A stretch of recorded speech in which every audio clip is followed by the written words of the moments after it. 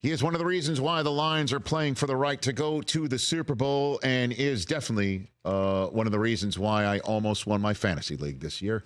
He is none other than the Pro Bowl All-Pro wide receiver from the Detroit Lions, Amon-Ra St. Brown. Good to see you. How are you, Amon-Ra?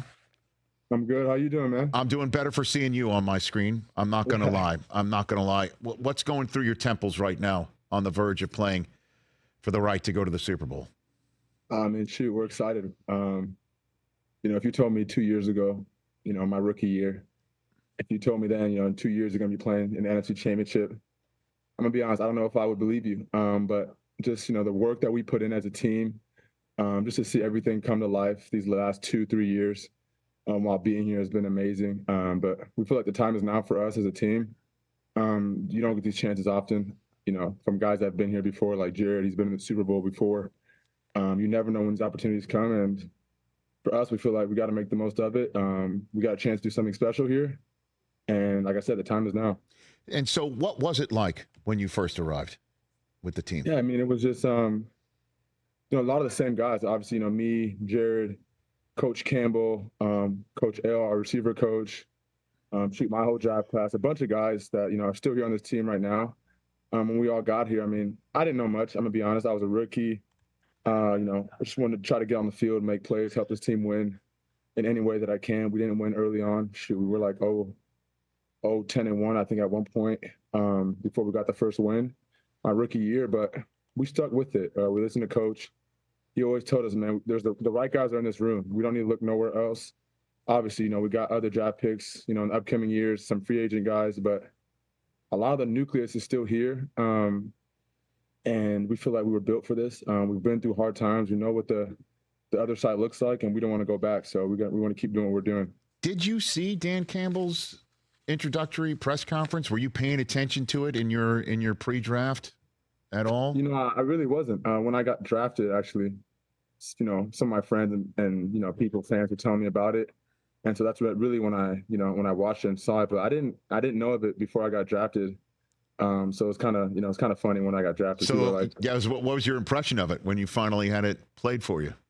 Yeah, they're like, you're about to bite some kneecaps off. I didn't know what they meant. And then I finally saw the interview, and it all made sense. But right. From his first introductory press conference, he brought the energy, and he still brings that same energy every day. So when did the team start buying what he was selling? Was it right from the get-go?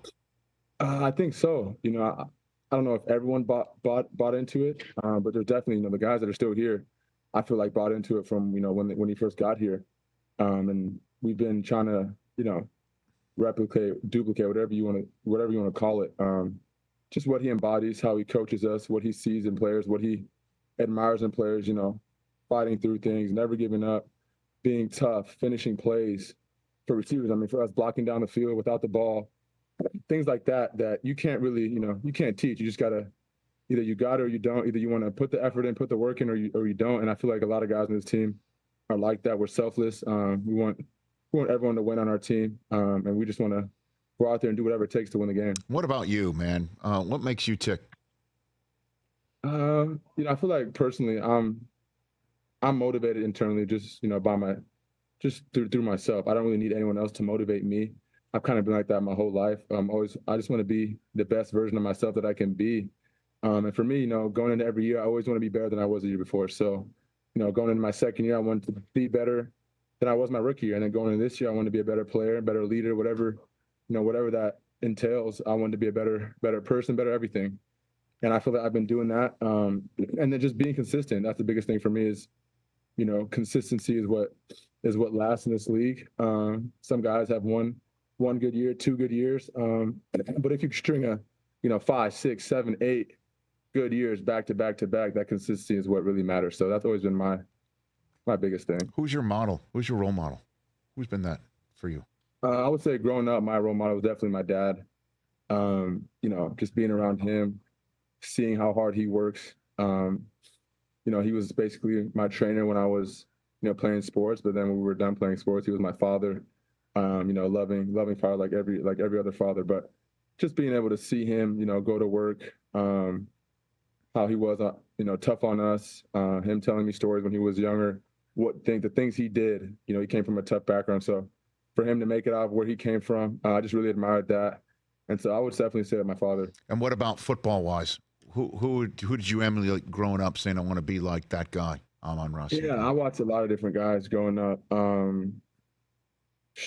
loved, watching Antonio Brown, Odell Beckham Jr., Keenan Allen, Devontae Adams once my brother got on the Packers, because, I didn't watch too many Packer games, but once he got drafted to the Packers, I watched his games, obviously. And, when you watch the Packers play, you can't help but to see Devontae make plays. So watching his game, a bunch of guys that I try to, take things from that are in this league that, do amazing things, whether it's route running,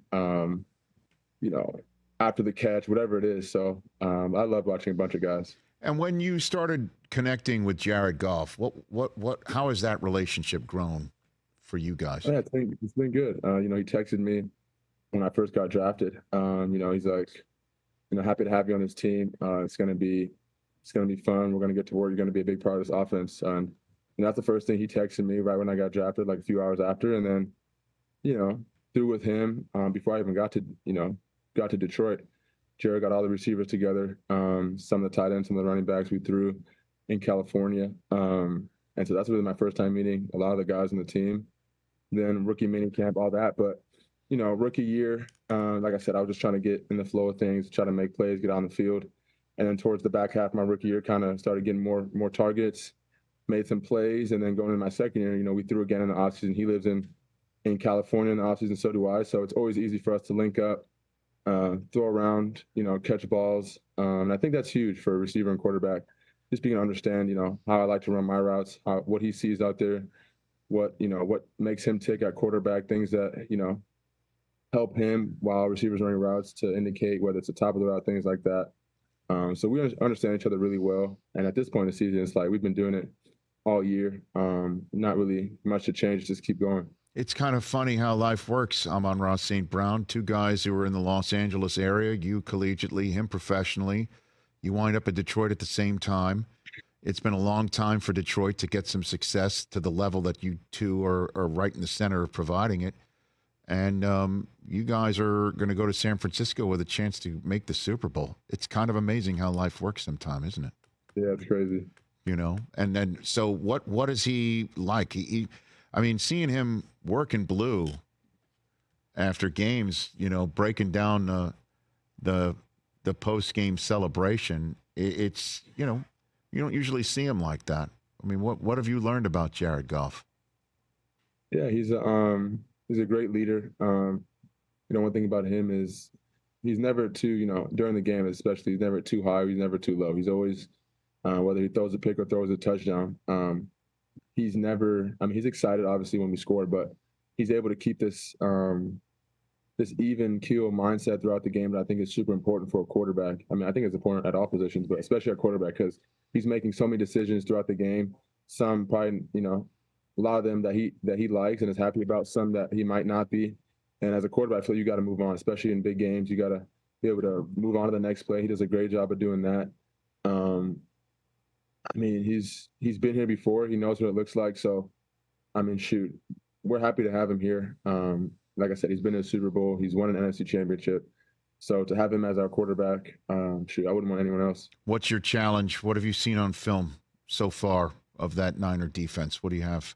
Yeah, they're a solid defense. They're one of the best defenses in this league. They run and hit. That's something that really, stands out on the film. Is they might not do too much, too many different things on defense. They have their main calls and whatnot, but they feel like, they got guys in that defense that are big, can get after the quarterback up front, linebacker-wise, guys that can run, silent, can hit, can cover. DBs, they got some good DBs too that can cover. So, it's gonna be a good matchup. I feel like, us as an offense, we do things right. We can run, we can throw, we're balanced. So I think it's gonna be a good matchup. I can't wait. Yeah, I can't wait for it either. A few more minutes left with Amon-Ra St. Brown, the first-team All-Pro wide receiver of the Detroit Lions, here on the Rich Eisen Show. You mentioned earlier Coach L. That's Antoine Randall L., if I'm not mistaken. He threw a touchdown pass in the first playoff game ever played in Ford Field back in the day in the Super Bowl. Have you ever gone to him and wanted to put something like that in the repertoire for you, where you're throwing downfield like that? Shoot, I mean, yeah. I mean, shoot, L used to play quarterback in college, so he In probably Indiana? Yeah. throws a little better than me. But I feel like I can throw myself personally a little. Okay. But no, I mean, if there ever is a play where they have me throw it, I'm ready. I'm always excited for it. But I'm not gonna go to L and be like, we got to get a pass plan for whatever the play is of the week, the special play. Right. I'm ready for it. Well, and so again, he's been through it too. I mean, he's got a ring. Antoine Randall Bell's got a ring. There's no doubt about that. And I guess, you have some incredibly talented guys on your team too. Walk me through Jahmyr Gibbs. I'm just fascinated by him and what he's been able to do. And you know what it's like to break through in this league. Amon-Ra St. Brown. What do you have with him? Yeah, he's a baller. He's dynamic. I feel like he can do a lot of things, whether it's running the ball in between the tackles, outside of the tackles, out the backfield, can catch the ball, can line him up out wide, get a mismatch on a linebacker. So he's able to do a lot of different things. But I think, he's electric. He's with the ball in his hands. He's quick feet in the hole. He's fast, has, home run speed. So I think that really is what separates him. And he comes to work every day. And his great energy, puts a smile on his face. And he just, like I said, comes to work ready to go every day, never complains. And when he's out there, man, it shows. He's happy, he's excited, and he's a difference maker for us, definitely. He sure is. And two more for you here. What's your favorite story of a fan that you've met or over the last two home games that you've had where you've personally witnessed what you and your teammates are doing for these fans means to them? What have you come across on that front that you're willing to share? I would say some people probably already know about it, but I would say this year, I dyed my hair blue, obviously. Yes, sir. And we won that first game against the Rams. And then I think it's like a Monday or Tuesday, I wake up and someone texts me a picture from this on Twitter that, an elderly guy named Larry, he dyed his hair blue. He's in hospice. So they took a picture of him. He said, I think it was his son who took a picture of him, posted it, said, my dad just dyed his hair blue, for Amon-Ra St. Brown. He's a huge Lions fan, whatever. So that kind of, it touched me. It was cool. And I was able to get on the phone, chat with him, really, which was awesome. Able to send him a jersey and everything. So I thought that was, pretty cool for me, definitely, because that's my first time being in the playoffs.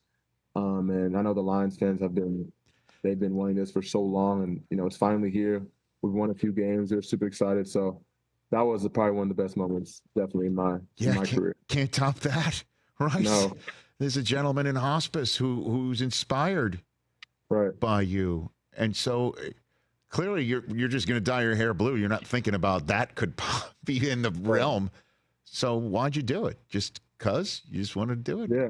Huh? I mean, I told the receivers it was a training camp. I'm like, we're just chilling. How the days get long. You're here all day during training camp, so we're just chilling at the lockers. I'm like, if we make the playoffs, I'm dyeing my hair blue. And they're like, are you really? I was like, yeah, I'm gonna do it. I don't care. And so at the time, it was just, I told him I was gonna do it. And then like halfway through the year, I'm talking to one of our receivers. He's like, man, you said you were gonna dye your hair blue. Are you still gonna do it? I was like, yeah, I'm gonna do it. And sure enough, we ended up clinching against the Vikings. Clinched the division like 2 weeks before the season even ended. And then, I was like, all right, I got to do it. And so once playoffs came, I was a man of my word, stuck to it, dyed my hair blue, and I'm rocking out with it now. Yeah. So how long does it require any maintenance? Again, you could look at me. I'm fascinated with hair. So any maintenance? What do we have? Yeah, I mean, what is it? You got to bleach it first. So my hair is naturally, dark brown. So got to bleach it to like as light blonde as you can. And then once it's that, you can just put the blue dye in and then let it rock out. But the blue kind of fades after a while. So I got to touch up last week, just more blue color because it was getting kind of light, but it's looking good right now. Okay. I'm sure. Yeah. The high maintenance of continuing to win. Amon-Ra St. Brown, right? May you have several more weeks of dye jobs in your future, sir. Hopefully. I'm a big fan of watching you go about your business and what you have turned yourself into and the hard work it requires. It is inspiring. And I'm thrilled that I have a chance to tell you that. And I swear to you, it's not because I had you in fantasy. I swear to you, it's not that. Thank you. No, seriously, I believe in what you're doing. And, I went to school in Ann Arbor, so I know a ton of Lions fans for, what you represent for them. So good luck. Appreciate it. Thank you. Thank you so much, Rich. You bet. Let's do this again soon. Hopefully, Yes, maybe sir. I'll Take see you in care. Vegas. That's Amon-Ra St. Brown right here on The Rich Eisen Show. Catch The Rich Eisen Show every single day on the Roku channel, 12 to 3 Eastern, for free.